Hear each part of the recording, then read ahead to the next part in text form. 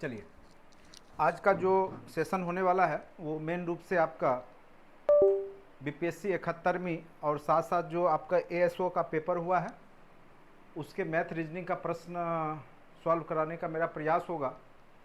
अंत तक आप लोग बने रहिएगा। लास्ट में कट ऑफ भी बताऊंगा कि कितना जा सकता है और आप स्क्रीनशॉट लेके रख लेंगे। आप देखेंगे कि जब फाइनल रिजल्ट आएगा तो लगभग कट ऑफ उतना ही के आसपास आपका जाएगा। ठीक है, इस बात का फुल गारंटी है।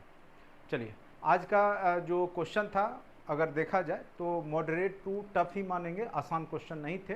कुछ सेक्शन बहुत ही आसान थे और कुछ सेक्शन बहुत ज़्यादा लेंदी टाइप के थे और उतना डाटा याद करना सभी लोगों के बस की बात नहीं होती है। तो थोड़ा सा कट ऑफ जो है ज़्यादा नहीं जाने वाला इस बार। इस बात का तो जो लोग पेपर दिए होंगे उनको अंदाज़ा हो गया होगा और जो लोग नहीं दिए हैं तो वो लोग भी जान जाइए कि कट ऑफ ज़्यादा नहीं जाएगा। उसके पीछे जब क्वेश्चन का लेवल में बताऊंगा, अभी क्वेश्चन में अभी करवा रहा हूँ आप लोग को, तो उससे आपको पता चलेगा कि क्वेश्चन किस प्रकार के पूछे गए। खास करके एईडीओ में किस प्रकार के प्रश्न पूछे जा सकते हैं उसकी भी मैं चर्चा अभी करूँगा। ठीक है, सेट एच का है और ये बीपीएससी जो आज का पेपर है वो मैं आपको दिखाने जा रहा हूँ। सॉल्यूशन में मैं अभी आपको पूरा करवाऊंगा, मेरा प्रयास होगा कि मैं आपको पूरा करवा दूं। फिलहाल मैं आपको जस्ट अभी पिछले वाले क्लास में जो हमने पढ़ाया है आपको उसको मैं दिखा दूं कि वहाँ से कितने सारे प्रश्न पूछ दिए गए। ठीक है, बाकी सारा लगभग जो स्टैटिक पोर्शन वो क्लासरूम के हैं और करेंट अफेयर्स का सेक्शन जो है वो आपको थोड़ा पढ़ना ही पड़ता है। ठीक है, इतिहास से शुरू करते हैं, नहीं तो ऐसा करते हैं कि मैथ रीजनिंग का सेक्शन कर लेते हैं, क्योंकि बहुत सारे लोग जो होते हैं मैथ रीजनिंग का ही देखने के लिए जुड़ते हैं, क्योंकि स्टैटिक पोर्शन तो कोई भी पढ़ा ही देता है।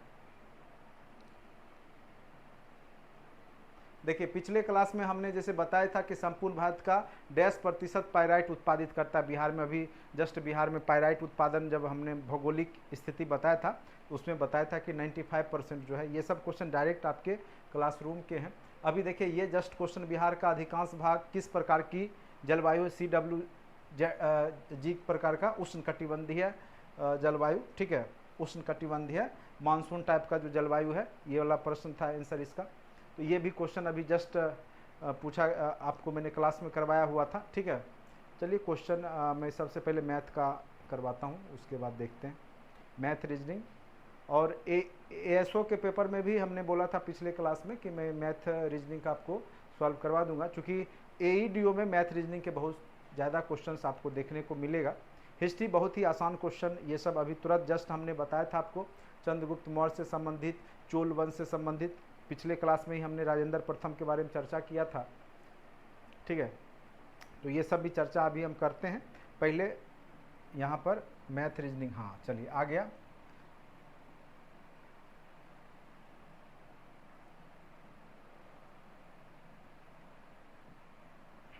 जैसे क्वेश्चन नंबर आपका 127 है, आप लोग भी साथ साथ बनाने का प्रयास कीजिएगा।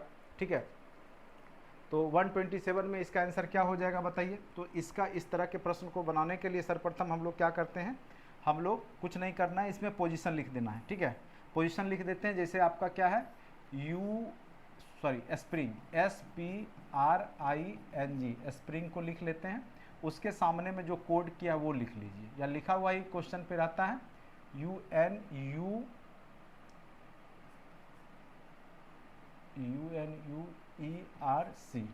ठीक है, पोजीशन लिख लीजिए। एस का कितना होता है हमने बताया था आपको, कैसे याद करते हैं, जोटी करके पूरा याद भी करवा रखा है। एस का 19 हो गया, यू का 21 होता है, पी का 16 होता है, एन का कितना हो जाता है 14 हो जाता है, आर का 18 होता है, यू का 21 होता है, आई का 9 होता है, ई का 5 होता है। ठीक है, इस प्रकार से आप पोजीशन को लिख सकते हैं।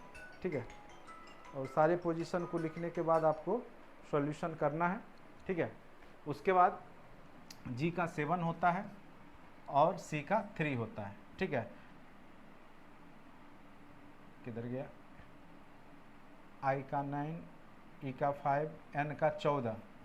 ठीक है, और आर का 18। तो आप गौर कीजिए, सबसे पहले इसमें 2 जोड़ा गया, फिर 2 घटाया गया, फिर 3 जोड़ा गया, फिर 2 घट 18 3 21 और आई का 9, कहीं छूट गया ये लगता है, मिस, एक सेकेंड, एफ है, एफ होगा, क्लीन करने दीजिए, देखिए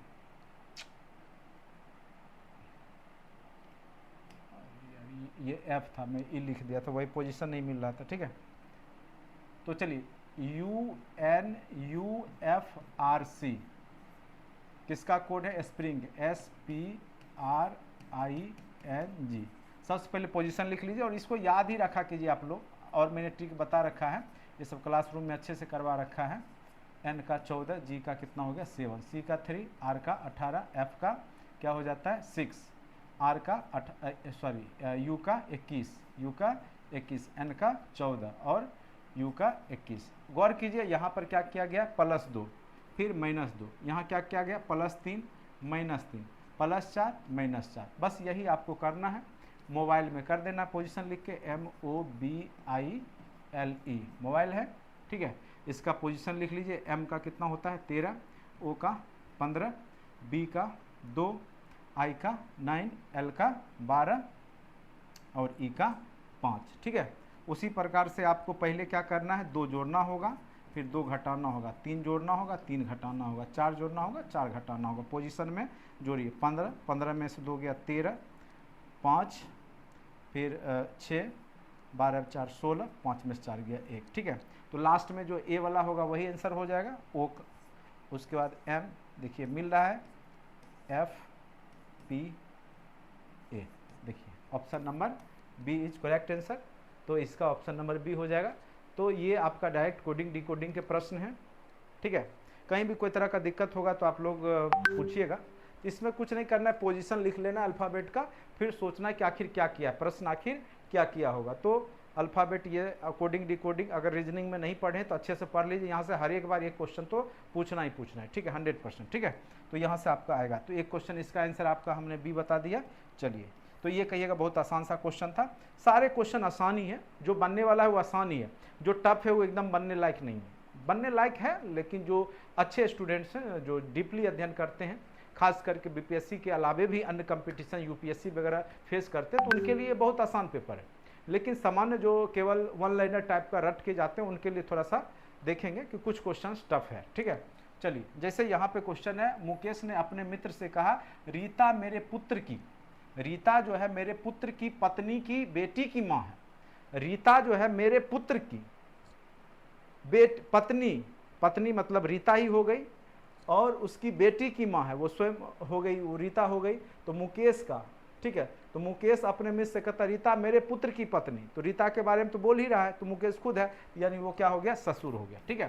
क्योंकि रीता बोलता है उसके पुत्र की पत्नी की बेटी की माँ है, तो पुत्र की पत्नी की बेटी की माँ तो रीता ही हो गई, तो उसका बेटा का जो है वो समझ ही गए पत्नी हो गई, तो ये मुकेश जो है रीता का क्या लगेगा, ससुर लगेगा। ये तो डायरेक्ट सोच के भी आप बना सकते थे, ये क्वेश्चन डायरेक्ट आप सोच के भी बना सकते थे, कोई तरह का दिक्कत। साउंड प्रॉपर जा रहा है क्या, कि नहीं, कोई दिक्कत तो नहीं है।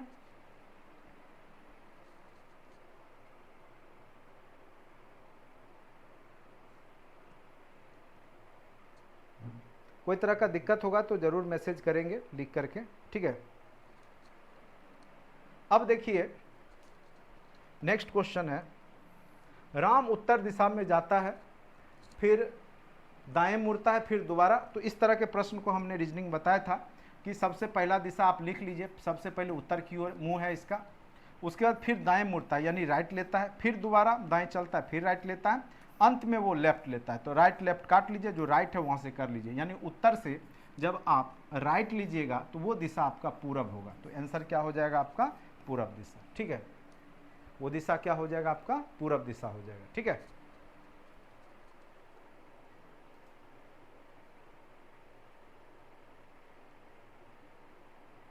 क्लास कंटिन्यू रखें, कोई तरह का दिक्कत तो नहीं है। चलिए, ये सब सारे प्रश्न जरूर आप लोग देखते रहिए, क्योंकि अभी टीआरई के भी एग्जाम में इस तरह के जो 10 क्वेश्चंस पूछे जाते हैं वो यहीं से आएंगे, इसी टाइप के आएंगे, ठीक है। तो इसको जो है अच्छे से देख लीजिए। चलिए, अब यहाँ पे देखिए अंग्रेजी डिक्शनरी में कैसे शब्द रहता है, सबसे पहले अल्फ़ाबेट में ए आता है, फिर बी आता है, फिर सी आता है। तो यहाँ पर देखिए सबसे पहला शब्द तो एम है, ठीक है। तो यहाँ पूछ रहा है निम्नलिखित में से कौन सबसे अंत में होगा, ठीक है, अंत वाला पूछ रहा है। तो सबसे पहले m तो सब में कॉमन है, m काट दीजिए। अब a और o में अंत में कौन होगा, o वाला होगा, तो a वाला काट दीजिए।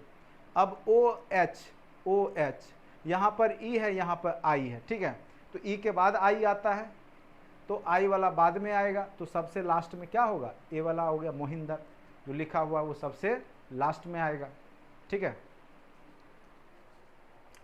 बहुत आसान सा प्रश्न है ये, मैथ के सारे प्रश्न जो हैं बिल्कुल आसान से हैं, 10 का 10 लोग जो भी स्टूडेंट थोड़ा भी पढ़ाई करते होंगे उनका बन जाएगा इसमें, नो डाउट, ठीक है।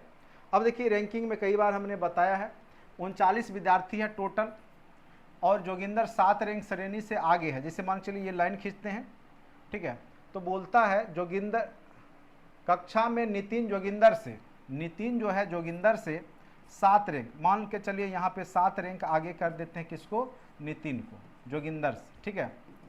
और जोगिंदर अंतिम से 17वां रैंक है, यानी इसका 17वां रैंक है, तो ये कितना होगा, 17 7 कितना हो गया, अंतिम से इसका रैंक हो गया 24, ठीक है, टोटल 39 है।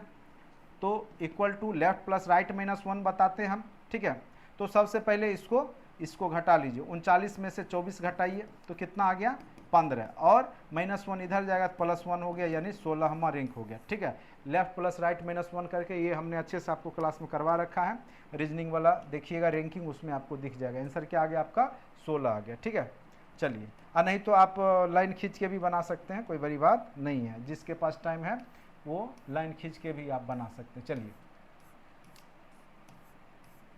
अब देखिए यहाँ पे इसको सॉल्व कीजिएगा, गुना का प्लस का अर्थ गुना, गुना का अर्थ माइनस में, भागा का अर्थ प्लस, तो स्वाभाविक सी बात है यहाँ पे क्वेश्चन क्या है, 175 माइनस 25 भागा 5 प्लस 20 गुने 3 प्लस 10, यही है, ठीक है।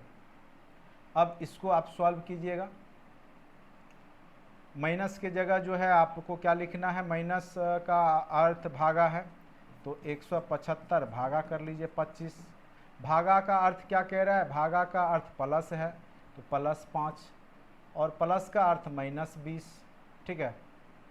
और गुना का अर्थ क्या है, किधर गया, गुना का अर्थ माइनस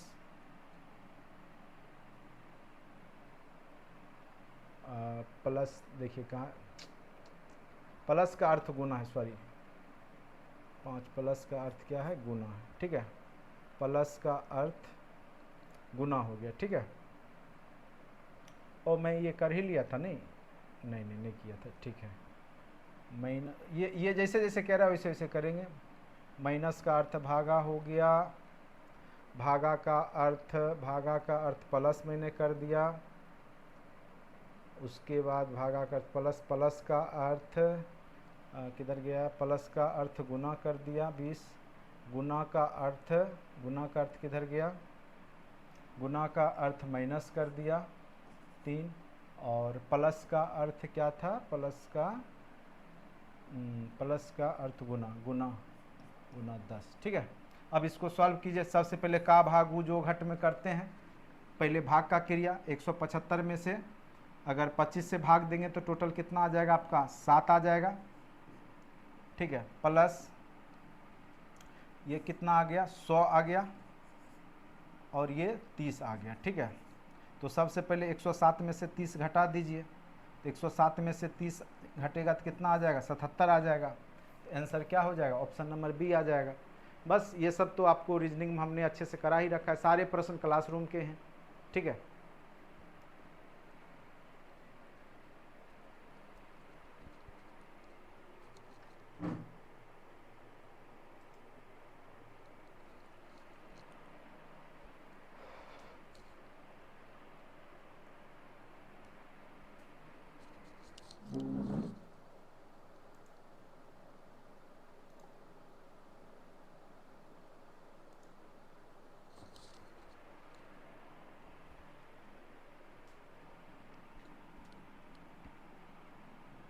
अब ये वाला प्रश्न देखिए, ये भी रीजनिंग का है।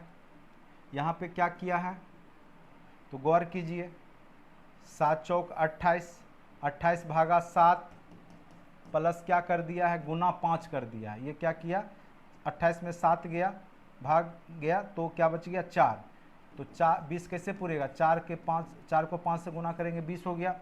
फिर यहाँ पर भाग देंगे 84 को 12 से तो 7 हो गया। फिर 7 को 5 से गुना करेंगे तो 35 हो जाएगा, ठीक है।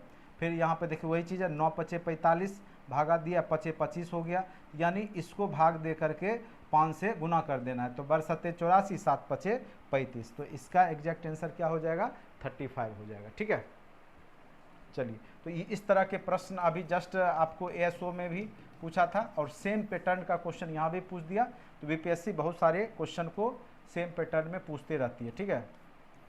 अब देखिए, ये भी क्वेश्चन हमने आपको क्लास में करा रखा है। जैसे आर के लिए 8 दिया है कोड, तो यहाँ पर रिमेन लिखा है, REMAIN, रिमेन, ठीक है। तो आर के लिए क्या हो जाएगा आपका, तो आर के लिए कोड यहाँ पर देखिए, आर के लिए 8 तो 8 लिख दीजिए, ई के लिए लास्ट में है तो 6 हो जाएगा, ठीक है।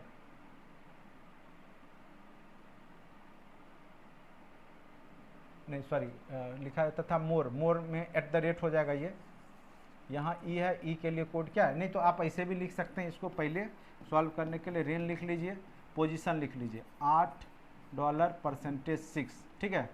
तो इसके सामने 8 हो गया, ए के सामने डॉलर, तो ओ उसका प्रतीक चिन्ह है। बस यहाँ पे आपको रिमेन करना है, तो ई का प्रतीक चिन्ह यहाँ से आपका निकलेगा।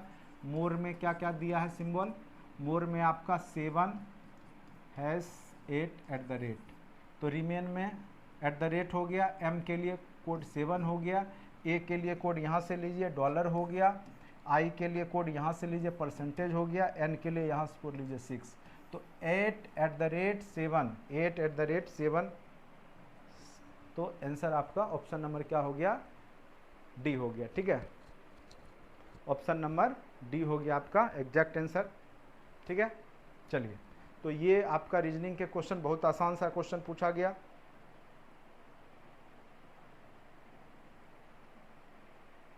इसका आंसर जो है आपका 9 और 50 आएगा, ठीक है। इसको सॉल्व आप लोग को करवाएंगे मैथ में।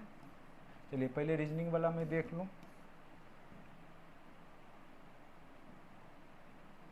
अब चलिए थोड़ा हिस्ट्री के क्वेश्चंस को देख लीजिए। अभी जस्ट मैंने क्लास लिया था और उससे बहुत सारे प्रश्न यहाँ पे आपको देखने को मिला था। देखिए, ये कई बार हमने बताया, चतुर्थ बौद्ध संगति कहाँ पे हुआ था, कुंडलवन कश्मीर, जो कि बिहार से बाहर है।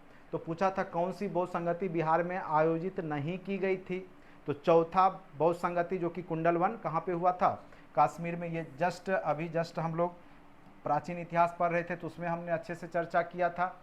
उसके बाद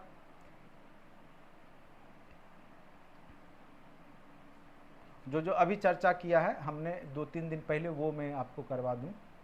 अभी देखिए, ये जस्ट अभी आप लोग को चर्चा में हुआ था ये क्वेश्चन, ठीक है। जैसे अभी चोल राजेंद्र प्रथम हो जाएगा, 1 का 3 देखिए, एक उसके बाद देखिए प्रयाग की सभा हर्षवर्धन बुलाया करता था। सुदर्शन झील हमने बताया था चंद्रगुप्त मौर्य ने बनवाया था पिछले क्लास में ही, ठीक है। उसके बाद धर्म महामात्र के बारे में बताया था हमने, अशोक ने नियुक्ति किया था अपने शासन पीरियड में, धम्म महामात्र के माध्यम से वो धम्म का उपदेश देता था। जस्ट अभी 2-3 दिन पहले के क्लास से आपका ये अच्छा सा क्वेश्चन आपको देखने को मिला, ठीक है। उसके बाद ये अभी आपको बताया था, सबसे पहले मौर्य वंश आया था, मौर्य वंश के बाद कौन सा वंश आया, शुंग वंश आया था, शुंग के बाद कण्व आया था, और कण्वा के बाद सबसे लास्ट में कुषाण आया था। तो ये सीरीज देख लीजिए कहाँ पर है, 2 के बाद 1 और 4-3, 2 1 4-3 देखिए कहाँ पे, ऑप्शन नंबर बी में है।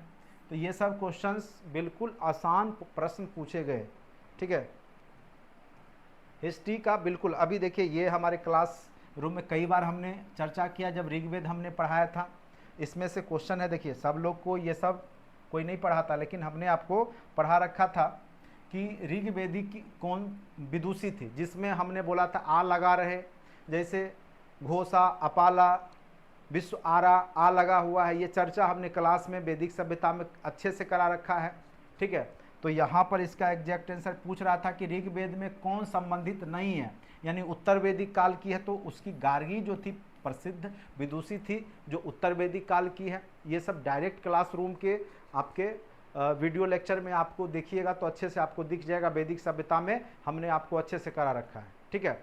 सारा विथ प्रमाण के साथ मैं आपको बता दूंगा कि लगभग इसके स्टैटिक पोर्शन हमारे क्लासरूम के, ठीक है। आप कहेंगे तो हम पुराना वीडियो भी साउंड ऑडियो के साथ आपको मैं चला के सुना सकता हूं कि हमने ये सब चर्चा किया हुआ है। तो जो लोग पढ़ते हैं रेगुलर उनको पता है कि, और ये तो 1939 में बिहार के मुख्यमंत्री कौन बने थे, तो एक ही व्यक्ति हैं जो आज़ादी से पूर्व मुख्यमंत्री बने हैं, वो हैं श्री कृष्ण सिंह, और आज़ादी के बाद भी प्रथम मुख्यमंत्री बिहार के यही बनते हैं। ये तो सब लोग को पता ही, इतिहास का ये आसान सा क्वेश्चन है। अब देखिए ये वाला जो है मिलाने वाला, देखिए अब देखिए ये वाला थोड़ा सा आसान ही है, तर्क लगाते तुरंत। गिरनार जब भी होगा तो गुजरात में ही होगा, गिर पर्वत गिरनार, तो सी का 2 मिलाइए, सी का 2 वहीं से मिलना शुरू हो जाएगा। उसके बाद ज्योतिष केंद्र आपको असम में है, तो प्राग ज्योतिष उससे आप बना सकते हैं। प्रतिष्ठान महाराष्ट्र में ही है, स्वराष्ट्र प्रतिष्ठान, और आपका कर्ण सुवर्ण जो है पश्चिम बंगाल को कहा जाता था। तो ये 2-3 मिला करके ही आप सीरीज इजिली बना सकते थे। बहुत आसान सा प्रश्न है ये। अब देखिए बिहार का कितने बार चर्चा किया हूं मैं, बिहार का प्रमुख किसान नेता कौन थे, तो सहजानंद सरस्वती, सभी लोग को पता ही है, कई बार हमने चर्चा किया है कि बिहार के प्रमुख, अगर प्रमुख पूछे तो सहजानंद सरस्वती को लेना है। राजकुमार शुक्ल भी किसान नेता थे, चंपारण सत्याग्रह जैसे राहुल साकेत्यायन हो गए, ये सब का भी नाम, उसके बाद कई विद्यानंद हैं, ठीक है। लेकिन मेन रूप से सहजानंद सरस्वती है, इसलिए प्रमुख नेता पूछ रहा है, इसलिए इसका एग्जैक्ट आंसर क्या हो जाएगा आपका, तो सहजानंद सरस्वती हो जाएगा, ठीक है। अब देखिए ये अभी देखिए चंपारण कृषि कमेटी, एग्रेरियन कमेटी बना था, ये भी हमने चंपारण सत्याग्रह में बताया था, गांधी जी और जो वहाँ की सरकार थी उसके बीच में हुआ था। तो ये सब बहुत आसान सा सवाल है। भारतीय सरकार उस समय अंग्रेज की ही सरकार है, अंग्रेजी हुकूमत है, तो भारतीय सरकार और गांधी जी के बीच में हुआ था।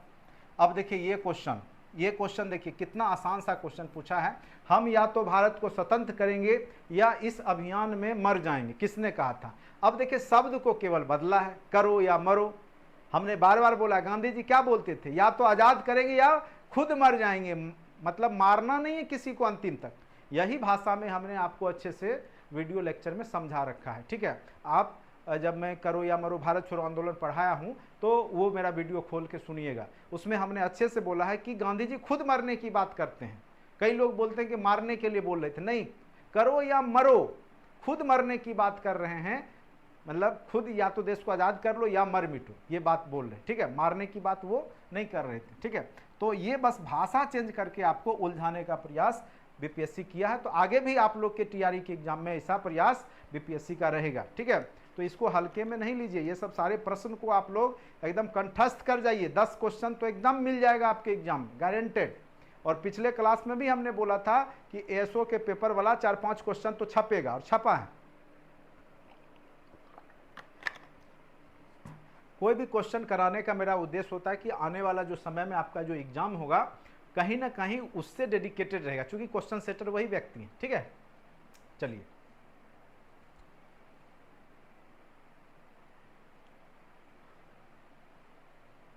हाँ, किसने कहा था दिल्ली चलो का नारा, ये तो सब लोग को पता ही है, सुभाष चंद्र बोस ने ही कहा था, ठीक है। क्या है, किसने आज़ाद हिंद फौज का नेतृत्व संभाला। ऐसे तो उसका स्थापना आज़ाद हिंद फौज का मोहन सिंह ने किया था सिंगापुर में, लेकिन आगे चल करके कमान कौन संभालते हैं, सुभाष चंद्र बोस, और बोलते दिल्ली चलो का नारा। और दिल्ली और सुभाष मूवी एक अच्छा मूवी आया था, तो उसमें बहुत अच्छे से सुभाष चंद्र बोस की कहानी को दर्शाया गया है, ठीक है। चलिए अब देखिए ये भी क्वेश्चन जो है, किस कांग्रेसी नेता बिहार की यात्रा की ताकि, ठीक है, की यात्रा की, देखिए सब सही पकड़ फीमेल होगी, यात्रा की, ठीक है, ताकि होम और रूलिंग, ऐसे भी होम रूल एनी बेसेंट आई थी 1918 ईस्वी के आसपास, तो एनी बेसेंट याद रखिएगा, ठीक है। ये भी आपके क्लासरूम का है, ये सब पढ़ाया हुआ है।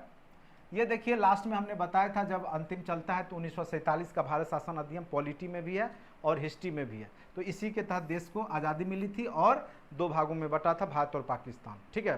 तो इसका एग्जैक्ट आंसर, ये सब क्लासरूम के हैं। हिस्ट्री का सारे क्वेश्चन क्लासरूम का है, ठीक है। एक क्वेश्चन केवल जो है आपका थोड़ा सा अद्भुत है, वो भी चर्चा करूंगा। किस कमीशन ने सभी राजनीतिक समूहों और दलों के किसी भी भारतीय सदस्य को शामिल नहीं करने के कारण बेचैनी को मिला था। तो साइमन कमीशन आया था 1927 में, 1919 का जो है जांच मतलब आगे वो बढ़ेगा कितने दिनों के लिए, क्या है उसका, क्या सुधार हुआ। 1919 अधिनियम तो साइमन कमीशन गठित हुआ था 1927 में, लेकिन वो 1928 में आया था, उसमें कोई भी भारतीय नहीं थे, इस कारण से भारतीयों ने विरोध किया था। तो साइमन कमीशन, ठीक है, सॉरी, इसका आंसर क्या हो जाएगा आपका, साइमन कमीशन, ठीक है।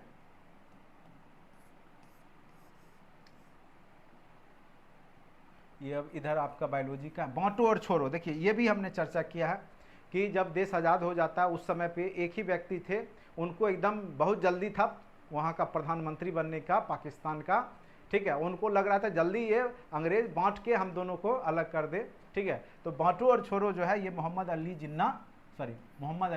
जिन्ना का नारा था, ठीक है। ये आपका मॉडर्न हिस्ट्री का पार्ट है, ये सब चर्चा आपको हमने कर रखा है क्लासरूम में।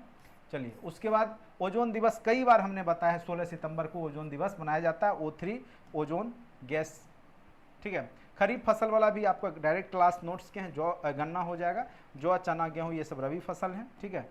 ये चलिए ज्योग्राफी का प्रश्न आ गया। आम में जो हम भाग खाते हैं वो मध्य भित्ति होता है, ठीक है। चलिए हिस्ट्री वाला मैं क्वेश्चन पहले करवा रहा था, ये मिक्स हो गया इसमें, ठीक है। फिर बिहार स्पेशल का देखिए कितना आसान सा प्रश्न, और ज्योग्राफी का भी जस्ट हमने एक दो लेक्चर लिया था, उसके बहुत सारे प्रश्न आपके एग्जाम में पूछे गए हैं।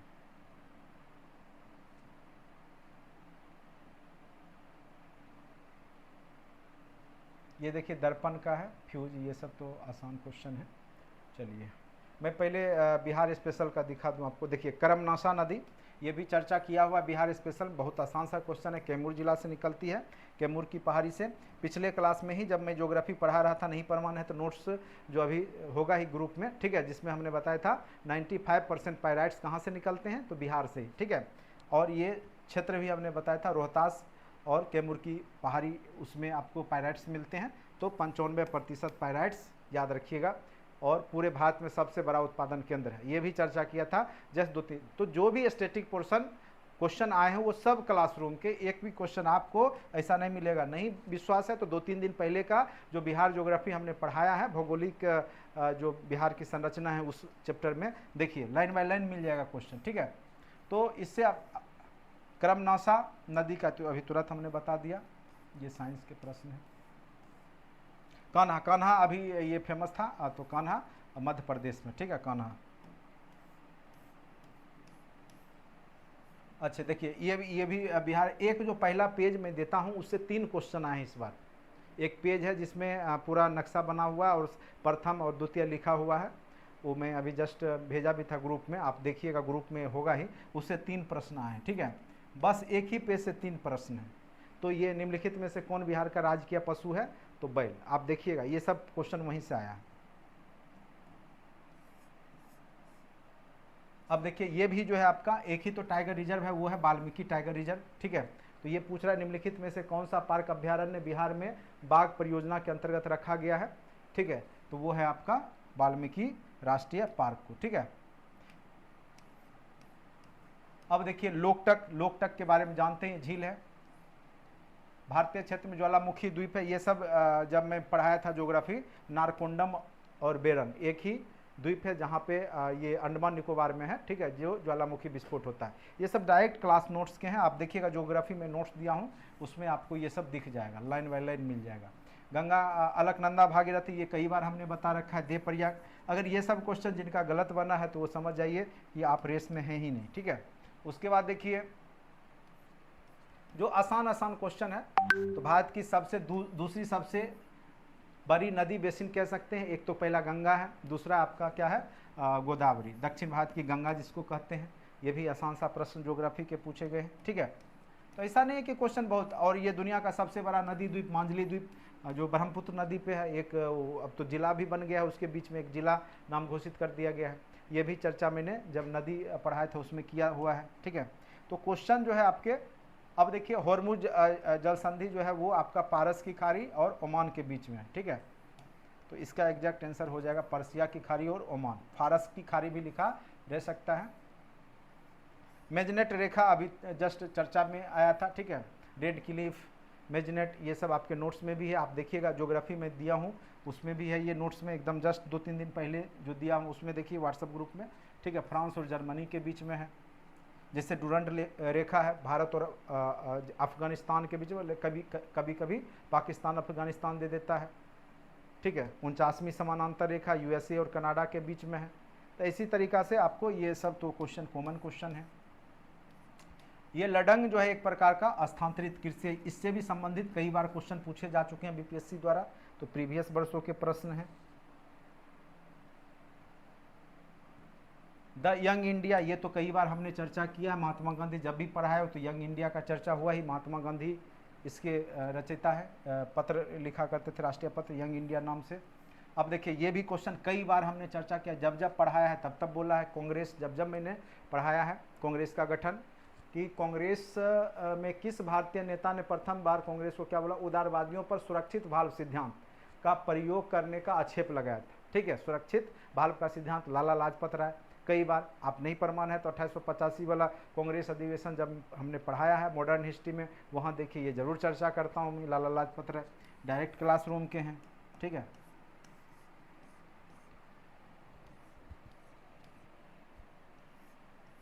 ये थोड़ा सा टफ क्वेश्चन है, ये क्वेश्चन टफ है, ये मैंने नहीं पढ़ाया है, ठीक है। इसका एग्जैक्ट आंसर, चलिए ये क्वेश्चन में मुझे याद नहीं है अभी, ठीक है। 1911 में कैलिफोर्निया विश्वविद्यालय में भारतीय दर्शन शास्त्र के प्रोफेसर बनने का अवसर किसे मिला, तो ये भी थोड़ा सा, ये 2 क्वेश्चन टफ पूछे गए, ठीक है। तो इसका या तो सोहन सिंह भाकना होगा या लाला हरदयाल, हमको लगता है इसी को मिला था। ये डायरेक्ट यूजीसी नेट का क्वेश्चन है, मैं कुछ दिन पहले ही इस क्वेश्चन को पढ़ा था लेकिन मुझे ध्यान नहीं है, इसी 2 में से कोई है, ठीक है। मैं question direct same to same question है, यूजीसी नेट का जो प्रीवियस ईयर का क्वेश्चन होता है ना, तो जो लोग हिस्ट्री वाले हैं याद रखिएगा, टीआरई 4 में या अब जो बैठेंगे हिस्ट्री जिनका ऑप्शनल है, वो यूजीसी नेट का प्रीवियस क्वेश्चन जरूर बनाइएगा, ठीक है।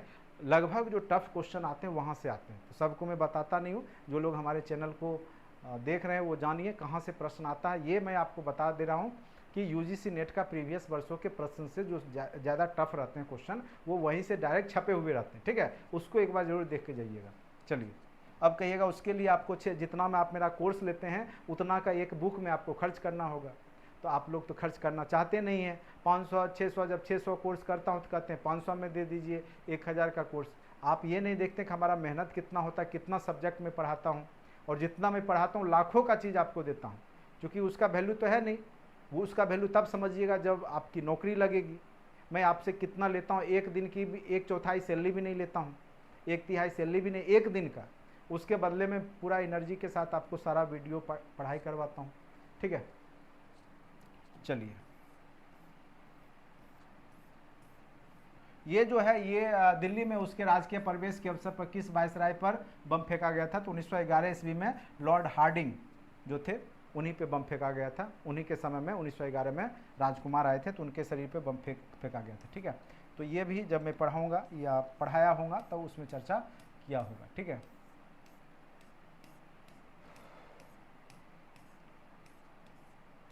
अभी देखिए जस्ट ये वाला जब मैं ये पॉलिटी पढ़ाया था तो पूरा अनुसूची याद करवा दिया था, ठीक है। अनुसूची देखिएगा, अभी पॉलिटी इससे पहले पढ़ाया था। तो शपथ का पर्व 3रा अनुसूची, ये भी सही है। राज्यसभा में सीटों का आवंटन 4थी अनुसूची, ये भी सही है। अनुसूचित क्षेत्र का प्रशासन देखिए ये 5वीं अनुसूची में, 6ठी में तो स्पेशल जो जैसे आपका त्रिपुरा हो गया, मणिपुर, कुछ राज्य हैं उससे संबंधित अनुसूची है, ठीक है। अनुसूचित क्षेत्र वो भी है लेकिन स्पेशल कुछ क्षेत्र है उससे संबंधित है, तो ये आपका संबंधित नहीं है। बाकी संघ सूची 7वीं अनुसूची में, ये पूरा याद करवाया था आपको जब सूची मैंने आपको पढ़ाया, ठीक है। तो डायरेक्ट इसका आंसर सी हो जाएगा। मैं कुछ क्वेश्चन पहले आसान आसान इसलिए दिखा रहा हूं कि आप लोगों को कहीं भारी भरकम क्वेश्चन देख कर डर ना बैठ जाए। ऐसा नहीं है कि मुझे क्वेश्चन नहीं आ रहा है, मुझे आ रहा है सारा क्वेश्चन, लेकिन मैं आपको पहले आसान सा क्वेश्चन दिखा रहा हूँ जिससे कि आपके अंदर पॉजिटिवनेस आ जाए, ठीक है। बाकी क्वेश्चन तो मैं सारा सॉल्व कराऊंगा, आपको परेशान होने की आवश्यकता नहीं है।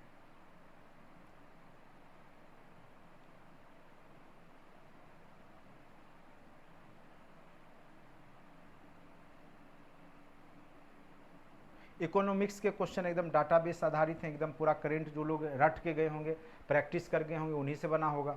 ठीक है, करेंट अफेयर्स के क्वेश्चन थोड़ा डीपली और टफ पूछे गए हैं, और थोड़ा सा जो लोग एकदम प्रैक्टिस करते हैं यूपीएससी वगैरह का, तो उनसे ये बना होगा। ठीक है, ये सब करेंट अफेयर, जैसे ये तो एकदम फेवरेट क्वेश्चन, ये अभी 3 परीक्षा हुआ, तीनों में पूछा गया। मेन बुकर पुरस्कार जो है बानू मुश्ताक को जो मिला है, ठीक है, ये सभी पेपर में पूछे जा रहे हैं। ठीक है, हर्ट लैम्प के लिए अभी जस्ट एसओ में भी ये देखने को मिला था, हर्ट लैम्प के लिए बानू मुश्ताक को मिला है। ठीक है, तो ये जस्ट अभी पिछले क्लास में जब एसओ का पेपर चर्चा कर रहा था तो उसमें भी यही क्वेश्चन था सेम। ठीक है, तो कुछ क्वेश्चन तो डायरेक्ट छपे हुए। ठीक है, जैसे पैटर्न वाला भी है आपका, जो डब्बा वाला है वो भी आपका डायरेक्ट एसओ के क्वेश्चन है। ठीक है, तो जो लोग एसओ वाला भी क्वेश्चन अगर बढ़िया से देख के गए होंगे, 4-5 क्वेश्चन तो औरों की अपेक्षा जरूर ज़्यादा बनाए होंगे। ठीक है, इस बात का एकदम पूरा गारंटी है। अभी देखिए ये सिंधु जल वाला जो है, ये भी आपको जो है, ये सिंधु जल वाला भी पूछा हुआ था जस्ट अभी कुछ दिन पहले। तो सिंधु चेनाब झेलम, ठीक है, सिंधु चेनाब झेलम, उसके बाद है रावी, व्यास, सतलज, ये भी हमने आपको अच्छे से नदी वाला में भी पढ़ाया था। ये तीनों नदी भारत में इसका 60% पानी का यूज होता है, 40 पाकिस्तान, और इसका 60% पाकिस्तान यूज करता है और 40% भारत। तो ये पूछ रहा है सिंधु जल संधि के अनुसार 3 पूर्वी नदियां भारत को आवंटित की गई, निम्नलिखित में से कौन उसमें शामिल नहीं है? तो रावी, ब्यास, सतलज है। तो इसमें देखिए रावी सतलज तो है, लेकिन झेलम तो पूर्वी वाला नहीं है, ये पश्चिम वाला है। ठीक है, तो इसका आंसर हो जाएगा आपका झेलम। ठीक है, तो ये भी क्वेश्चन अभी आपका जो है अभी सिंधु इसलिए पूछा कि अभी जो ऑपरेशन हुआ था ना पाकिस्तान की तरफ, ठीक है, तो उसमें जो है सिंधु जल का जो है समझौता को रद्द कर दिया गया था, जो कि 1960 में हुआ था। ठीक है,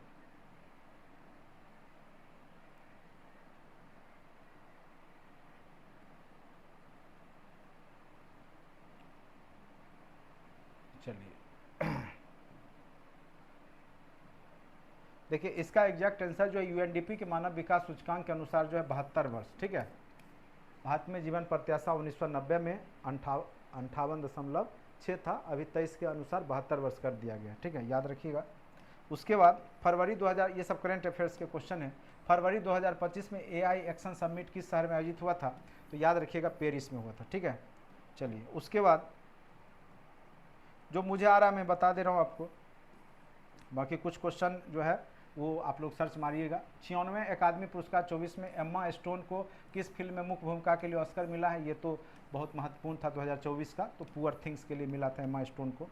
ठीक है, किस गुजराती फिल्म 70वें राष्ट्रीय फिल्म पुरस्कार में सामाजिक और पर्यावरणीय मूल्य को बढ़ावा देने के लिए सर्वश्रेष्ठ फीचर फिल्म पुरस्कार जीता था? तो कच्छ एक्सप्रेस, याद रखिएगा। ठीक है, ये सब बस एक बार आंसर जरूर देख लीजिए। कौन सा दिन जो है हेलीकॉस्ट मेमोरियल डे, ये सब उतना लोग नहीं बनाए होंगे, ये सब निगेटिव उठाने के लिए था। ठीक है, सभी क्वेश्चन बनाने नहीं होते। जो लोग, मैं बता दूं, जो लोग 85+ हैं वो सेफ जोन में हैं। मैं गारंटी के साथ बोलता हूं कि जनरल का कट ऑफ आपको मैक्सिमम 86 से 88 के बीच में रहेगा। ठीक है, और EWS EBC का कट ऑफ जो है मुझे लगता है 84 से 86 मैक्सिमम। ठीक है, कम भी जा सकता है। और आपका SC का कट ऑफ जो है 75 से 78 के बीच में रहेगा। ठीक है, महिला का घटा लीजिए, 10-10 नंबर, 7-8 नंबर सब में घटा दीजिए, महिला को वही रेशियो में रहेगा। जैसे 84 है तो यहाँ पे आप घटा लीजिए, 4 ही घटाइए, ज़्यादा नहीं, जनरल वर्ग में ज़्यादा नहीं। 86 है तो इसमें 6 घटा, 80 के आसपास। ठीक है, तो 6-6 नंबर घटा लीजिएगा महिला का, तो यही कट ऑफ रहने वाला बीपीएससी का, आप देख लीजिएगा। और जो लोग का 85+ आ रहा है वो लोग एकदम मेंस में लग जाए। मेंस का भी मैं बैच स्टार्ट कर रहा हूँ। ठीक है, तो जो लोग मेंस की तैयारी करना चाहेंगे वो एकदम निश्चित रूप से जुड़िएगा, गारंटेड आपको फ़ायदा मिलेगा। ठीक है, मैं हल्ला तो नहीं करता हूँ, बहुत सारे कोचिंग संस्थान हैं जो अभी से लग गए होंगे एकदम। मैं जो बोलूँगा उतना ही करूँगा, और ज़्यादा जो है लाम काफ करने की आवश्यकता भी मुझे नहीं है। चलिए, कौन सा हेलीकॉस्ट मेमोरियल डे के रूप में जाना जाता है? तो 27 जनवरी। तो ये अभी डे वाला याद करके जो गए होंगे वो बनाए होंगे। जो मुझे आ रहा है मैं वो बता दूं, पहले निम्नलिखित में से किस व्यक्ति के संगठन को 2024, तो इसमें से सभी को मिला है, ठीक है। ये संगठन है, बाद बाकी व्यक्ति हैं, इन सबको जो है रेमन मैग्सेसे पुरस्कार 2024। तो 2024 वाला बहुत सारा प्रश्न पूछ दिया है, ठीक है। तो कई लोग केवल 2025 पढ़ गए होंगे, तो उस कारण भी गड़बड़ हो गया होगा। अब देखिए इसमें जो होगा निम्नलिखित में से कौन सी वस्तु अप्रैल सितंबर 24-25 दौरान भारत निर्यात सिर्फ 10 वस्तु में से नहीं है।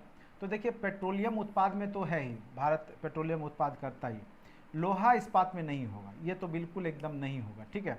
बासमती चावल भी करता है, तो इसका हो सकता है एक से अधिक भी दे देगा, कई बार बासमती चावल नहीं भी करता है, ठीक है, क्योंकि यहाँ पे प्रॉपर मंथ दिया हुआ है अप्रैल से सितंबर, ठीक है। तो थोड़ा सा ये अब देखिए इस पर डिपेंड करेगा कि बीपीएससी कौन लेता है आंसर, या तो डी होगा या आपका बी होगा, इसी दोनों में से कोई होगा। इसको हम पेंडिंग रखते हैं, बीपीएससी के आंसर की का इंतजार करते हैं, ठीक है।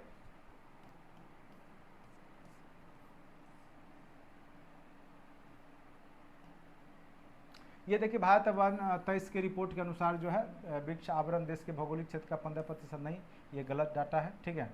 ये इसका सही होगा, महाराष्ट्र राज्य में सबसे अधिक वृक्ष, ये गलत है, ठीक है।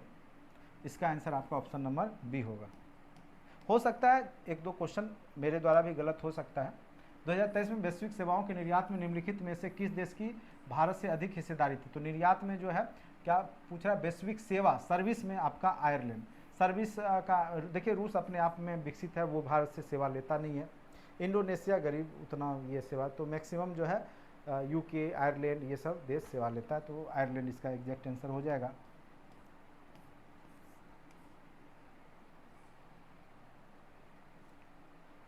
कौन सा सही नहीं है, इसमें सभी सही है, ठीक है, इसमें सभी सही, इनमें से कोई नहीं हो जाएगा, ठीक है। अब देखिए ये पढ़े होंगे सब लोग, लेकिन उस समय कन्फ्यूजन हो जाता है, डर से बनाए नहीं होंगे, ठीक है। ये पढ़े होंगे सभी लोग, इस तरह के प्रश्न पढ़ते सभी लोग हैं, लेकिन एक भी ऑप्शन गलत होगा तो पूरा मामला गड़बड़ हो जाएगा, इसीलिए लोग रिस्क निगेटिव है। पॉजिटिव रहता तो इसी एग्जाम का, अगर निगेटिव नहीं होता तो मैं गारंटी देता हूँ इसी एग्जाम का कट ऑफ 110 के आसपास जाता, 110 से कम जाने लायक ये क्वेश्चन नहीं था, अगर आपका जो है निगेटिव नहीं रहता। तो निगेटिव है, इसीलिए मैं बोल रहा हूँ कि कट ऑफ आपका 85 से ज़्यादा भी नहीं जाएगा।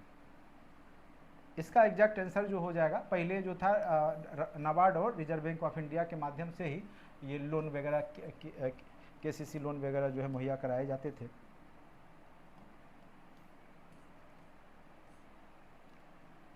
देखिए इसका जो है 24 में ये तो एकदम बिल्कुल सही है, ये गलत है, चौथे नंबर पे है, और ये भी लगभग 23 पॉइंट समथिंग था, तो ये इसको भी सही मानिए, लगभग लिख रहा है, तो उपयुक्त में से एक से अधिक इसका एग्जैक्ट आंसर होना चाहिए। ऐसे इसको पेंडिंग भी रख सकते हैं, लेकिन मुझे लगता है यही देगा, उपयुक्त में से एक से अधिक, ठीक है, इसी को मानिए, इसको पेंडिंग छोड़िए, यही होगा, ठीक है। चलिए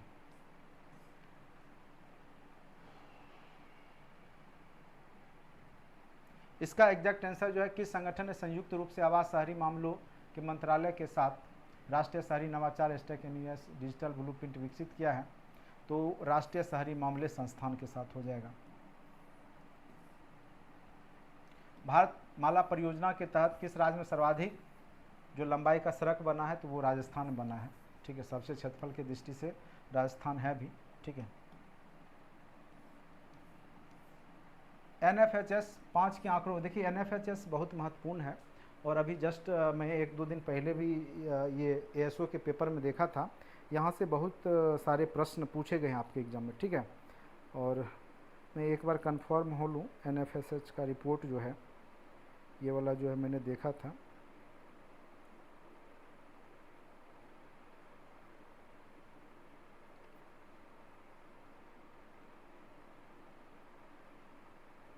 मैं थोड़ा सा रिपोर्ट ही देख लेता हूँ, थोड़ा सा मुझे लग रहा है जम्मू कश्मीर और हिमाचल दोनों होगा, ठीक है, तो एक से अधिक होना चाहिए, बाकी मैं थोड़ा सा देख लेता हूँ, कन्फर्म हो लेता हूँ।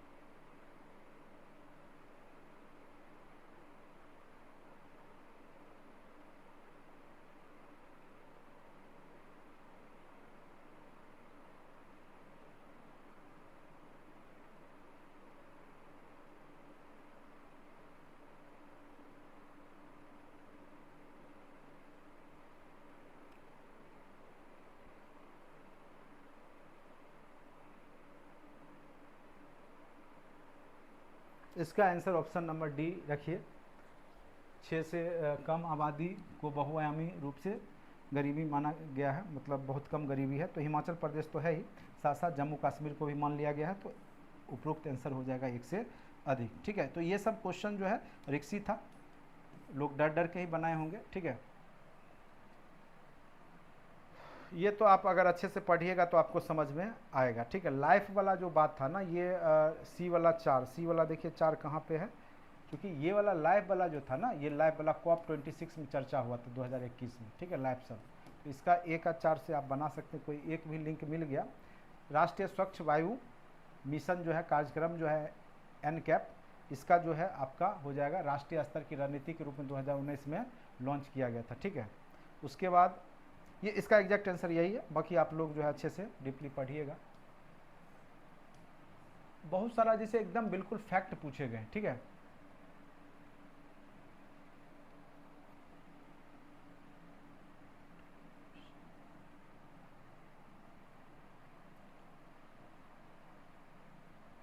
ये क्वेश्चन जैसे है, भारतीय सीमेंट उद्योग के संबंध में निम्नलिखित में कौन सा कथन सही है? भारत का लगभग 87% सीमेंट उद्योग राजस्थान, आंध्र प्रदेश, मध्य प्रदेश के कुछ ऐसे प्रमुख राज्यों में केंद्रित है। ये तो सही है। भारत का दुनिया में सीमेंट, ये गलत है। भारत में अधिकांश सीमेंट संयंत्र कच्चे माल के स्रोत दूर और निर्यात समर्थन, ये भी गलत है। इसका एग्जैक्ट आंसर एक ही हो जाएगा। ठीक है,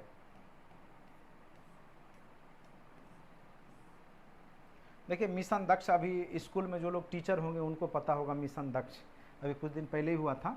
तो उसमें था कि ग्रेड स्तरीय दक्षताओं तक पहुंचने के लिए पिछड़ने वाले छात्रों के लिए व्यक्तिगत सलाह प्रदान करना, व्यक्तिगत रूप से उसको अलग बैठा करके लिखने की, पढ़ने की, ये सब उसमें सुधार करना था। ग्रामीण क्षेत्र प्राथमिक विद्यालय में स्कूल का नामांकन ये नहीं था, ये सब ने शिक्षकों को व्यावसायिक प्रशिक्षण ये नहीं था। इसका एग्जैक्ट आंसर क्या हो जाएगा? Option number C. ठीक है, सब लोग मिलाइएगा, जो लोग अभी दिए हैं एग्ज़ाम, मेरे हिसाब से मिला लीजिए, बाकी और भी लोग दे रहे होंगे। बिहार स्टार्टअप नीति 2022 के युवा ढांचे के तहत निम्नलिखित कौन सा घटक नहीं है? शिक्षा प्रणाली में जीवंतता तो होगा ही। हाँ, अंतर्राष्ट्रीय बाजार में विस्तार योजना, ये आपका नहीं होगा।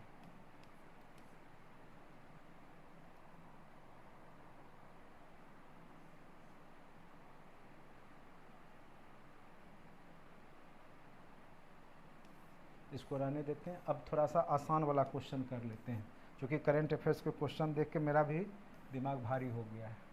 चलिए पहले आसान सा देख लेते हैं। देखिए ये जो है आपका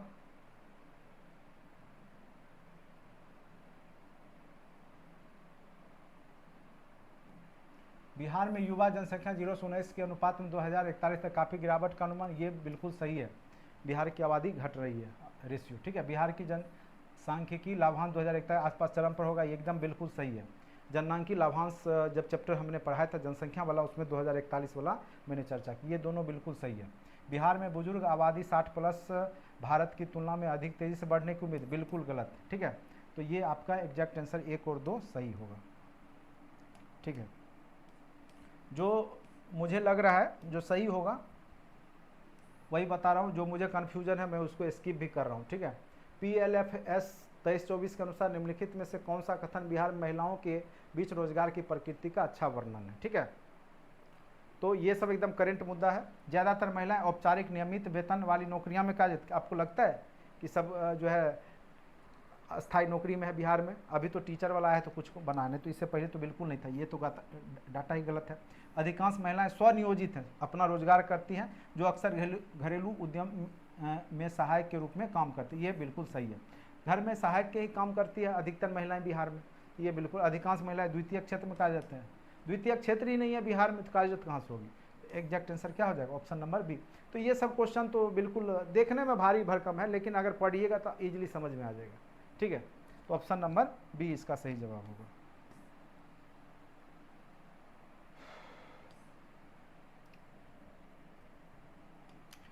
लोकसभा के सचिवालय स्टाफ की नियुक्ति की शक्ति निहित है किनमें? सचिवालय स्टाफ की नियुक्ति, देखिए लोकसभा अध्यक्ष के परामर्श से उपरांत राष्ट्रपति लोकसभा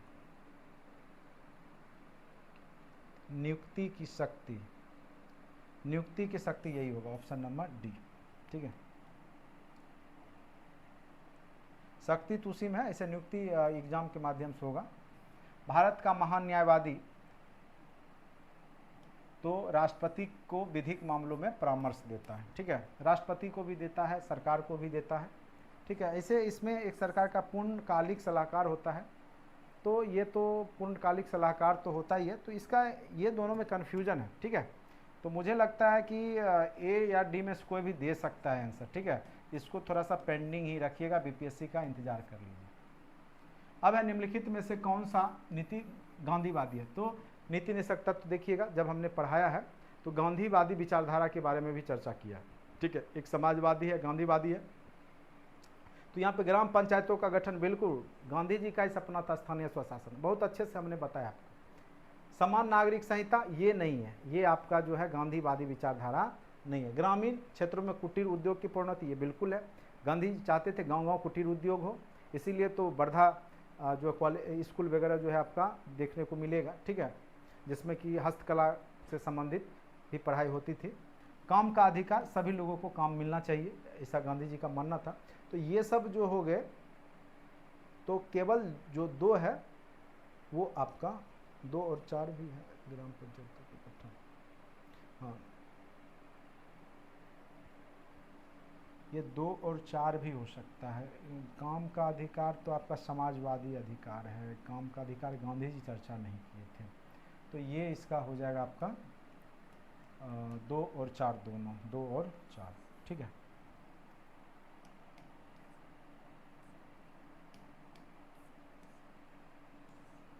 ये भी चर्चा कर ही दिया था। अब देखिए, ये केंद्र सूची, राज्य सूची, संवर्ती सूची जब पढ़ाया था उसमें हमने बताया था कौन राज्य सूची है, कौन केंद्र सूची, कौन संवर्ती सूची। तो यहाँ पूछ रहा है कि संवर्ती सूची वाला, ठीक, विभिन्न सूची में से कौन सा संवर्ती सूची है, ठीक है।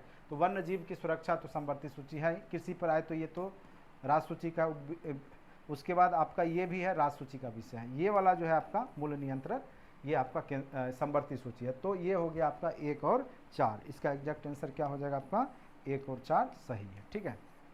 ये आपका इकोनॉमिक्स का, इकोनॉमिक्स के क्वेश्चन जो करेंट के हैं वही फंस रहा है, मतलब थोड़ा टफ है, बाकी अगर आपके जो स्टैटिक है वो इजीली बन जा रहा है, ठीक है।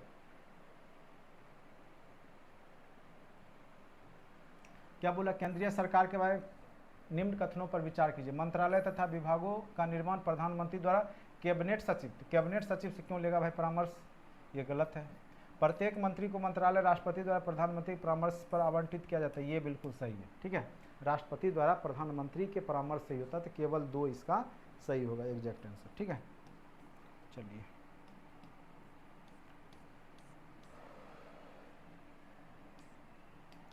अब देखिए, यहाँ पर निम्नलिखित में से कथनों पर विचार कीजिए। सदन को आहूत करने का दीक्षांत है, देखिए ये गलत है। आहूत मतलब होता है शुरुआत करना, दीक्षांत मतलब होता है समाप्त करना, ये गलत हो गया। स्थगन से सत्रावसान, ये भी सही है। विघटन का सदन को समाप्त करना, ये सही है। स्थगन सदन के नेता द्वारा अकेले किया जा सकता है, बिल्कुल गलत, ठीक है। इसमें पूछ रहा है कौन सही नहीं है, तो 1 और 4,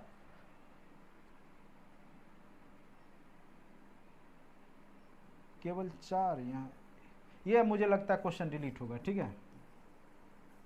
या तो फिर आयोग का इंतजार कीजिए, मेरे समझ से 1 और 4 होना चाहिए, लेकिन ऑप्शन है ही नहीं 1 और 4 का, ठीक है। या तो डिलीट करेगा आयोग, या फिर हो सकता है कहीं गलती से 4 वाला दे दे, चूंकि 4 तो एकदम बिल्कुल गलत है, ठीक है। इसमें भी गलत है, ये आपका आहूत मतलब होता है शुरुआत करना, आरंभ करना, ठीक है। चलिए, राज्य विधायिका की कार्यवाही के बारे में क्या सत्य है। महाधिवक्ता को मत देने का अधिकार, बिल्कुल नहीं। विधायिका में कार्य केवल राज्य की सरकारी भाषा अथवा हिंदी अथवा, ये भी गलत है। यह किसी उच्च न्यायालय के न्यायाधीश के आचरण पर चर्चा कर सकती है। किसी कथित अनियमितता के आधार पर कार्यवाही को वैधता पर प्रश्न किया जा सकता है, ये इसमें ये सही हो सकता है, ठीक है। इसका C-D भी थोड़ा सा ये कन्फ्यूजन हो रहा है मुझे, तो ऐसे मेरे तरफ से C ही रखिए इसको फिलहाल, लेकिन इसको फिलहाल पेंडिंग में भी डालते हैं, बीपीएससी का इंतजार कर लेते हैं। भारतीय संविधान मौलिक अधिकारों पर औचित्यपूर्ण प्रतिबंध सब प्रावधान करता है, किंतु औचित्य को ध्यान में रखना। तो औचित्य क्या है, ठीक है, सामान्य जन की हित को संरक्षित हो, तो बिल्कुल। मौलिक अधिकार का मतलब यह है कि सामान्य जन का हित की रक्षा हो। राज्य के नीति निषेध सिद्धांतों को नज़रअंदाज किया जा सकता है, बिल्कुल गलत, ऐसा तो बात नहीं है। नीति निर्देशक तत्व को भी रखना है। विद्यमान सामाजिक मूल्य एवं सामाजिक आवश्यकताएं अवरोध ना हो, ये भी सही है।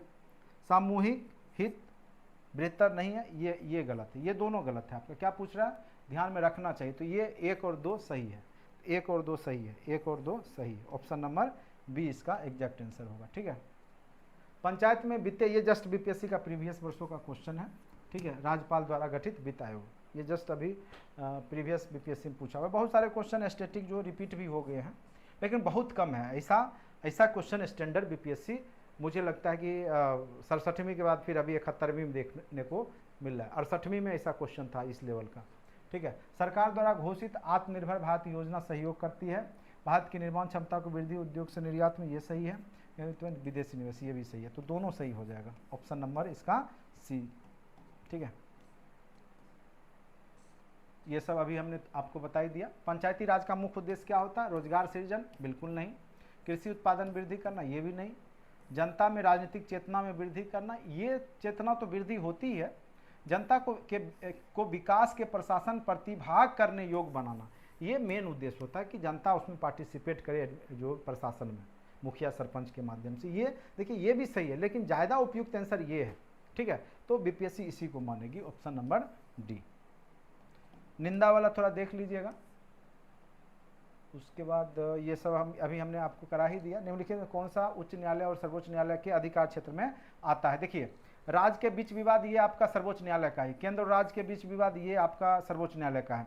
लेकिन मौलिक अधिकार का जो विवाद होता है वो दोनों सॉल्व करते हैं। ये आपके, जब मैं मौलिक अधिकार पढ़ाया हूँ तो उसमें अच्छे से चर्चा किया हूँ, आप वीडियो देख करके आप देखिएगा, ये शब्द मैंने बोला है कि ये जो होते हैं अधिकार, ये दोनों के अधिकार क्षेत्र में होते हैं। कौन सा, तो आपका मौलिक अधिकार उच्च न्यायालय में भी जा सकता है मामला, और हाई कोर्ट, सर्वोच्च न्यायालय, सुप्रीम कोर्ट में। ठीक है, तो इसका exact answer option number C. Congress में किस भारतीय नेता ने प्रथम बार उदारवादियों को, चलिए ये सब अभी हमने आपको करवा ही दिया, टोटल हिस्ट्री के पोर्शन भी हमने करवा दिए, ज्योग्राफी का भी हमने आपको करवा ही दिया, ये सब अभी हमने आपको करवा ही दिया क्वेश्चन। ठीक है, जब हम एक लकड़ी के बक्से को फोर्स 200 न्यूटन बल लगाते हैं तो उस नियत वेग पे फर्श पे ढकेलते हैं तो सीमांत घर्षण बल, तो जितना फोर्स लगाते हैं उतना ही जो है घर्षण का भी फोर्स होता है ना, जितनी क्रिया होती है उसके विपरीत प्रतिक्रिया होती है। तो इसका तो कॉमन सा आंसर हो जाएगा 200 न्यूटन। ठीक है,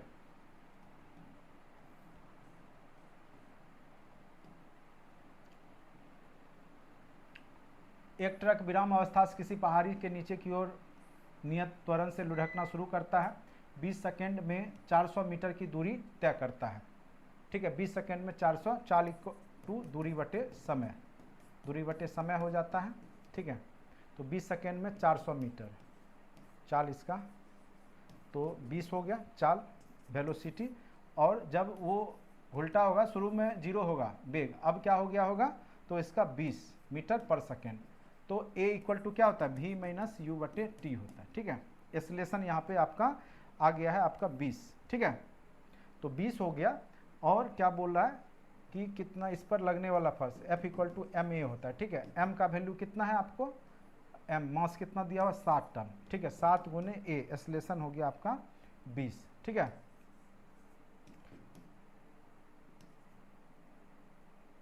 तो 140 और टन में है तो 200, 100 से गुना कर दीजिए तो केजी न्यूटन जो हो जाएगा आपका, तो 14,000 हो जाएगा। ठीक है, तो ये सब अपना फार्मूला पुट करते रहिए, एक बार पढ़े होंगे जो लोग साइंस, वो लोग बना ही लिए होंगे। चलिए, बिहार के किस जिला में सोना मिला, ये तो कई बार हमने क्लासरूम का है, ये सब क्वेश्चन चर्चा किया है। ठीक है, अब देखिए ये वाला क्वेश्चन है, घर में ऊर्जा 250 यूनिट, और एक यूनिट में जूल होता है 3.6 गुने 10 पे पावर 9। ठीक है, 10 पे पावर 6 होता है 6, और इसको 250 से गुना कर दीजिएगा, 250 यूनिट, तो 9 गुने 10 पे पावर 8 आएगा इसका आंसर, गुना करके देखिएगा। किस माध्यम में ध्वनि, तो ये तो आपका ठोस में सबसे ज़्यादा ध्वनि जाता है, स्टील, ये सब साइंस में हमने पढ़ा रखा है। ये भी आपका उष्ण कटिबंधीय जलवायु, ये तो अभी कुछ दिन पहले ही पढ़ाया है। मुक्त रूप से गिरती हुई पिंड स्थितिज ऊर्जा लगातार कम होती जाती है, तो ये गुरुत्वाकर्षण बल का उल्लंघन करती है। ऊर्जा संरक्षण सिद्धांत का उल्लंघन नहीं है,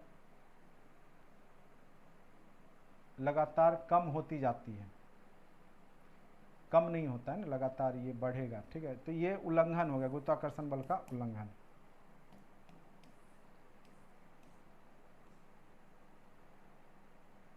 अब देखिए, बैलों की एक जोड़ी खेत में समय हल पर 140 न्यूटन बल, 140 न्यूटन, जोता गया खेत 15 मीटर, S = 15 मीटर।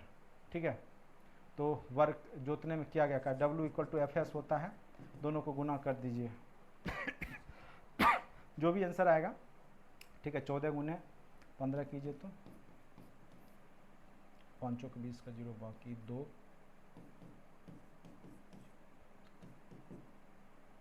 2100। ठीक है, ये 140 था, 2100 जूल हो जाएगा। ठीक है, समतल दर्पण का जो फोकस दूरी होता है वो अनंत होता है। फोकस दूरी क्या होता है? अनंत होता है। ये जब लाइट चैप्टर पढ़ाएंगे या पढ़ाए होंगे तो उसमें चर्चा हमने किया था। इसका एग्जैक्ट आंसर IR² हो जाएगा। स्मार्ट फिल्म के लिए किस सामग्री का उपयोग किया जाता है? तो याद रखिएगा, इंडियम टिन ऑक्साइड का होगा, इंडियम टिन ऑक्साइड।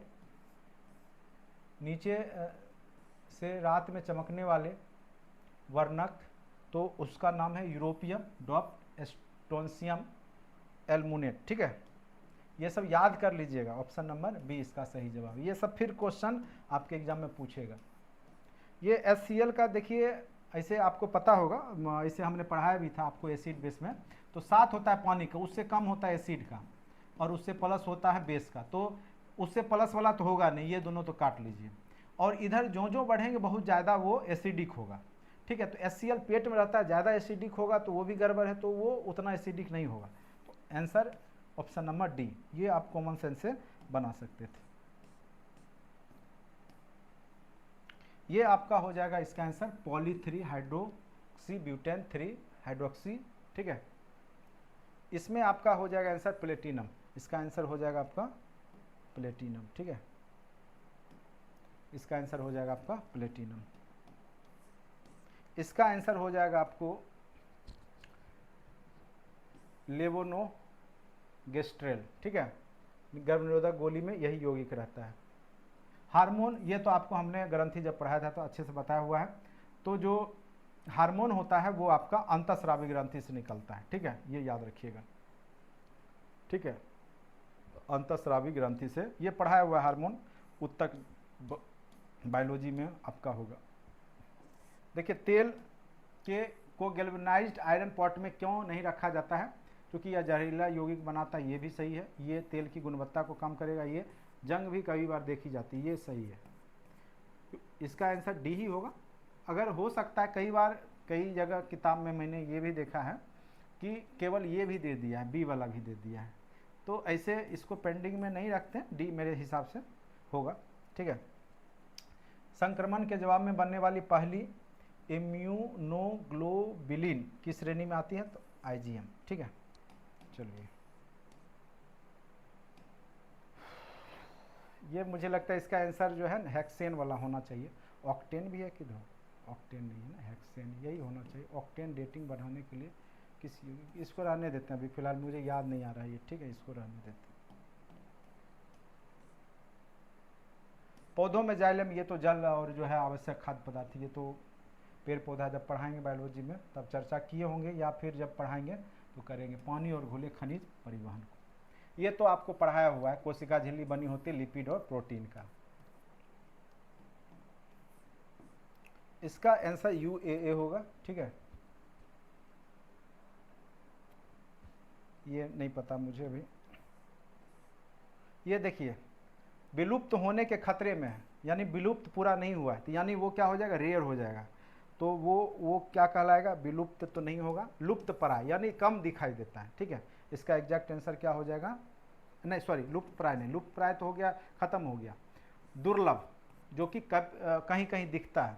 विलुप्त होने के खतरे में परी प्रजातियाँ, विलुप्त नहीं हुआ है लेकिन खतरे में है, उसको क्या बोलते हैं? दुर्लभ प्रजाति। तो आंसर ए हो जाएगा। आम का हम मध्य भाग खाते हैं, मध्य फल भित्ति। ओजोन दिवस 16 सितंबर, ये सब फिर हमने बता ही दिया है, ये आपका इतिहास हो ही गया। ठीक है, तो उम्मीद करते हैं लगभग क्वेश्चन आपका हो गया। ये देखिए, निम्नलिखित में से कौन सा एक तुलसीदास द्वारा नहीं लिखा गया है, तो ये याद रखिएगा, ये आपका साहित्य लहरी जो है सूरदास के द्वारा है, ये बाद बाकी तुलसीदास के द्वारा है, ठीक है। और किसका सबसे अधिक समय रहा था, तो ये याद रखिएगा बहलोल लोदी का समय सर्वाधिक रहा था, Bahlol Lodi, option number C हो जाएगा, ठीक है। अब देखिए इसमें जो है बचपन का नाम दिया हुआ है, तो आपको पता होगा जहांगीर, जो कि किसका बेटा था, BHAJSHA, ट्रिक बताया था ना भदसा, अकबर का बेटा जहांगीर, जिसको कि सलीम वाला जो आप अनारकली वाला जो मूवी देखे हैं, अकबर रहता है जहांगीर, जहांगीर को ही सलीम कहा जाता था। डी का एक देखिए, एक ही आंसर है, मारिए खटाक, ठीक है। चलिए यहाँ पर जो है इसका आंसर 2.5 दिन का झोपड़ा आपको पता ही है, कुतुबुद्दीन ऐबक ने बनवाया था। काबुली मस्जिद जो है, इलाहाबाद का किला, इत्माउद्दौला का मकबरा नूरजहां बनवाई थी, ठीक है। तो इससे मिलाइए बी का 1 और डी का 2, बी का 1 डी का 2, बी का 1 डी का 2, ए का 4, काबुली बाग मस्जिद जो है बाबर का है, बाग लगाया था, काबुली बाग मस्जिद बाबर ने ही लगाया था, ठीक है। और इसका इत्माउद्दौला का जो है आपका 2 हो गया, इलाहाबाद का किला जो हो गया आपका कौन हो जाएगा, अकबर हो जाएगा, ठीक है। एक सेकेंड, इत्माउद्दौला का मकबरा नूरजहां, ये वाला आंसर होगा, सॉरी गलत मैंने लगा दिया था, ठीक है। इत्माउद्दौला का मकबरा नूरजहां, ठीक है।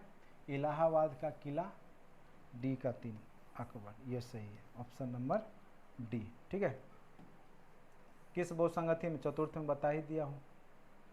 ये देखिए, ये जब बिहार स्पेशल पढ़ाया था उसमें भी त्रिपुरी जो अधिवेशन था या कांग्रेस वाला में चर्चा किया हुआ था, ये 1939 में हुआ था त्रिपुरी अधिवेशन, ये तो गलत हो गया, बाकी ये 2 सही है। तो क्या पूछ रहा है कि कौन सा कथन सही है, तो 2 और 3, ठीक है। इसका आंसर हो जाएगा जेम्स अगस्टस हिक की, ये इससे संबंधित नहीं है, ये सही है बिल्कुल, ये भी सही है, ये भी सही है। ज्योतिबा फुले सत्यशोधक समाज, दयानंद सरस्वती सत्यार्थ प्रकाश, ये इससे संबंधित नहीं है, ठीक है। अब आपको पता होगा नालंदा विश्वविद्यालय तो बहुत बाद का है, तो उसमें कौटिल्य नहीं थे, बाद में की ये सब कौटिल्य तो उससे बहुत पहले के रह चुके हैं, ठीक है। तो इसका एग्जैक्ट आंसर क्या हो जाएगा, ए, ठीक है। आधुनिक इतिहास में निम्नलिखित घटनाओं को विचार कीजिए, तो ये जो हुआ था टीपू का 1799 ईस्वी, बंदीवास का 1765 के आसपास हुआ है, सालवाई की संधि 1782 के आसपास की घटना है, ये 1775 की घटना, ये सिस्टमेटिक अपना कर लीजिएगा, ठीक है। ये तो आपको पता ही होगा, ठीक है। आज़ाद दस्ता जो है आपका जयप्रकाश नारायण से संबंधित है, चंपारण सत्याग्रह गांधी जी से संबंधित, गांधी, डॉक्टर राजेंद्र प्रसाद भी थे तो वो हो जाएगा, किसान सभा सदानंद सरस्वती हो गया, व्यक्तिगत सत्या श्याम नारायण सिंह हो गया, ठीक है। तो ये मिला लीजिएगा आप लोग, क्या आंसर होगा इसका, सबसे अलग ये हो जाएगा, चूंकि इसमें समतल लेंस होता है, बाकी में जो है लेंस लगाए जाते, इसमें दर्पण रहता है, ठीक है। ये सबसे पहला बिहार बंधु हो जाएगा, ये क्वेश्चन भी आपका पहला पेज दिया हूँ उसी से है, ठीक है। तो 3-4 क्वेश्चन सेम एक ही पेज से था, ये अभी हमने आपको रीजनिंग के क्वेश्चन करवा भी दिए, ठीक है।